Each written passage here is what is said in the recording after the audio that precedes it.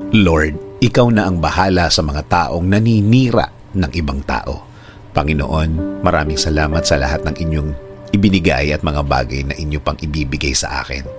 Salamat sa bagong araw na ito na dumating sa aking buhay. Salamat sa laging pag-aalaga niyo sa akin. Maraming salamat din sa gift of self-control na binibigay niyo sa akin, Panginoon.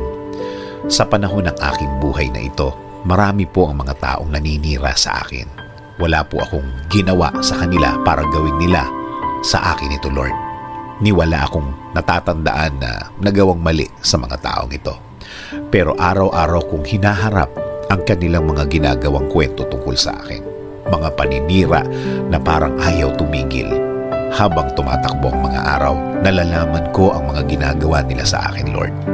Pero Lord, alam ko na nakikita mo ang lahat ng ito. Alam mo kung ano ang mga